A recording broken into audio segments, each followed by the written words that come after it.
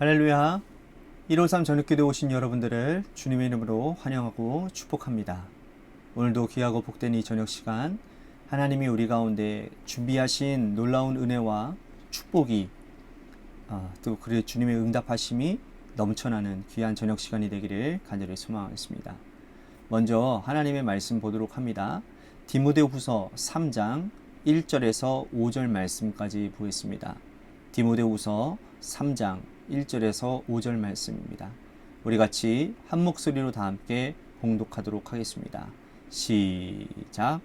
너는 이것을 알라. 말세에 고통하는 때가 이르러 사람들이 자기를 사랑하며 돈을 사랑하며 자랑하며 교만하며 비방하며 부모를 거역하며 감사하지 아니하며 거룩하지 아니하며 무정하며 원통함을 풀지 아니하며 모함하며 절제하지 못하며 사나우며 선한 것을 좋아하지 아니하며 배신하며 조급하며 자만하며 쾌락을 사랑하기를 하나님 사랑하는 것보다 더하며 경건의 모양은 있으나 경건의 능력은 부인하니 이 같은 자들에게서 내가 돌아서라. 아멘. 여러분들은 식당을 선택하는 데 있어서 어떤 기준을 가지고 계신가요? 사람들마다 식당을 선택하는 기준들이 다 있지 않습니까? 어떤 사람들은 집에 가까운 곳을 선호하는 사람들이 있고, 또 어떤 사람들은 분위기 같은 것들, 인테리어나 아니면 깨끗하고 화려한 것들을 좋아하는 곳이 있고, 또 어떤 사람들은 어떤 서비스 관련해서 직원들이 친절한 식당을 선호하기도 합니다. 그런데 여러분들, 이런 것보다 더 중요한 것은 뭡니까? 바로 그 식당이 맛이 있냐라는 거예요. 식당의 가장 중요한 기준은 뭡니까? 맛입니다. 맛이 좋으면 욕쟁이 할머니 집도 찾아간다잖아요. 요구도면서도 맛있게 먹는다잖아요. 그죠? 그러나 맛이 좋지 않으면 집에 가깝든 인테리어가 좋든 화려하든 직원들이 친절하게 대하든 아무 소용 없습니다. 허름하고 집이 멀고 또 직원들이 친절하지 않아도 맛이 기가 막히면 문전성시를 이루는 것이죠. 그러므로 식당을 운영하는 분들은 맛에 목숨을 걸어야 합니다. 여러분, 신앙생활하는 믿음의 백성들은 하나님 보시기에 내가 어떤지, 하나님 보시기에 내가 하나님의 사랑을 받을 만한 존재인지 끊임없이 살펴야 합니다. 하나님은 겉모습을 보는 분이 아니라 우리의 생각과 우리의 계획하는 것까지 꿰뚫어 보시고 살피시는 아버지 되십니다. 우리는 하나님을 속일 수 없기 때문에 우리의 내면과 우리의 생각을 아름답게 채워가야 돼요. 오늘 본문에서 바울은 디모데에게 신앙인의 경쟁력이 어디에 있는지, 하나님께서 우리에게 바라시는 것이 무엇인지, 그리고 우리가 어떻게 그것을 채울 수 있는지에 대해서 설명을 하고 있습니다. 자, 바울은 우선 당시에 타락한 교회의 참담한 모습을 고발하고 있는데요. 그 말씀을 오늘 2절에서 4절에 아주 자세하게 소개하고 있어요.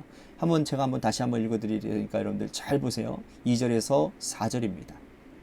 사람들이 자기를 사랑하며 돈을 사랑하며 자랑하며 교만하며 비방하여 하며 부모를 거역하며 감사하지 아니하며 거룩하지 아니하며 무정하며 원통함을 풀지 아니하며 모함하며 절제하지 못하며 사나우며 선한 것을 좋아하지 아니하며 배신하며 조급하며 자만하며 쾌락을 사랑하기를 하나님 사랑하는 것보다 더하며.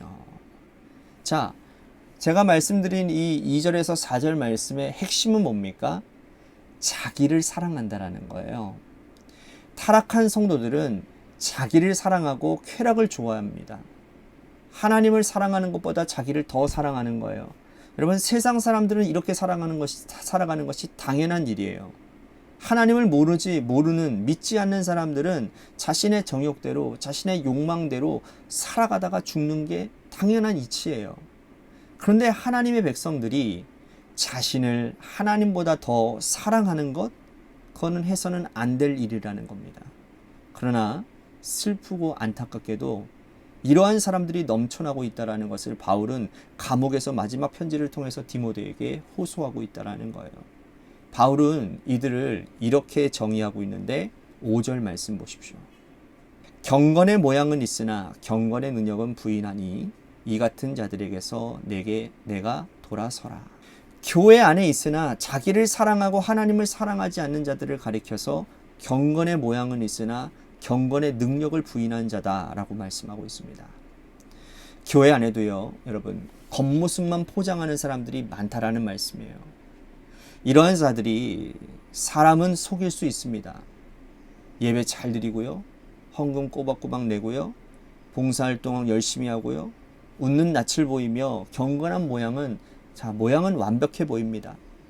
함께 신앙생활하는 성도라도 속이려 작정하면요, 여러분 알 길이 없어요. 그런데 하나님은 다 알고 계시는 거죠. 하나님은 우리가 어떤 계획을 가지고 있는지 우리의 생각과 계획하는 것까지도 다 꿰뚫어 보는 분이십니다. 그러므로 바울은 교회 안에서 경건의 모양만 가지고 있는 경건의 능력이 없는 자들에게서 떠나라 라고 말씀을 하고 있습니다. 그리고 이 편지를 받는 목회자 디모데도 경건의 능력을 갖추기 위해서 애쓰고 달려가는 노력이 있어야 된다라고 말씀을 하고 있는 거예요. 이 수고는 우리도 해야 되는 겁니다. 나는 과연 하나님께서 기뻐하시는 경건의 능력을 갖추고 있는지를 돌아보고 하나님 앞에서 점검해 봐야 될 것입니다. 바울은 이어서 경건의 능력을 갖추기 위해 필요한 2가지를 말씀하고 있는데요. 첫 번째는 고난입니다. 12절 말씀을 보십시오.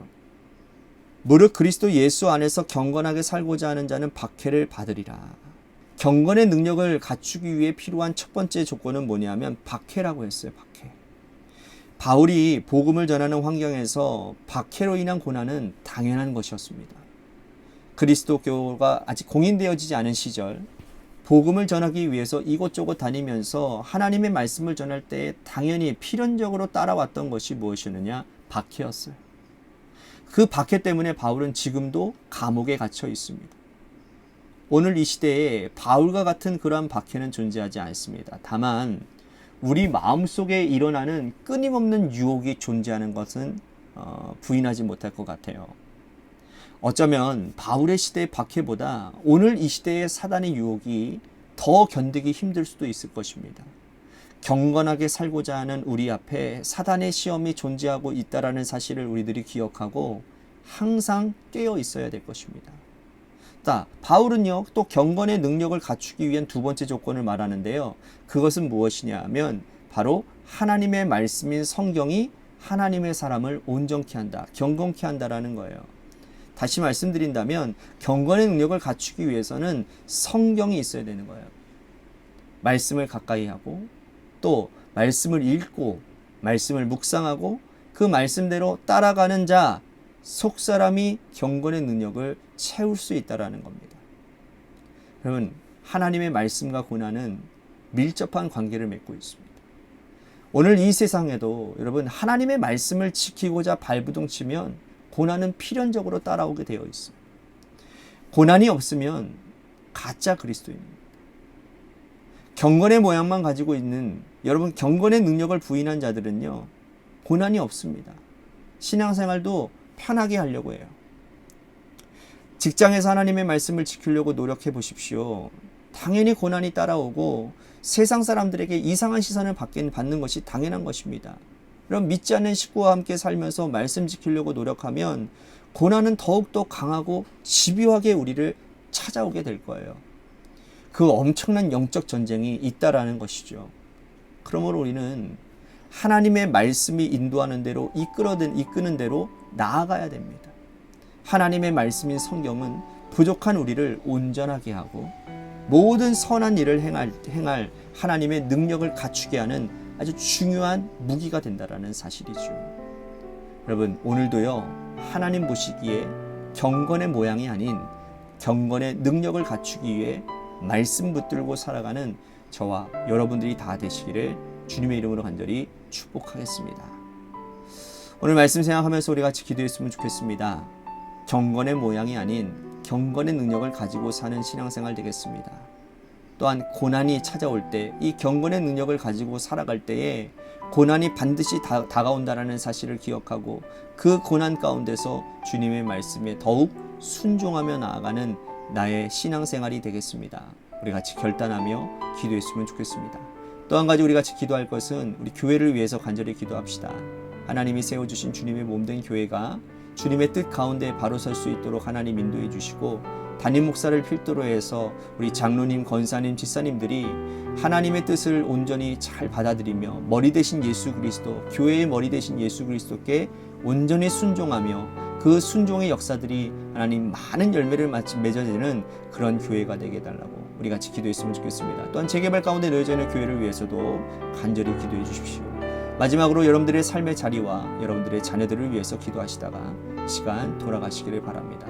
우리 같이 노래 끝날 때까지 우리 같이 합심하여 기도하도록 하겠습니다. 기도하시겠습니다.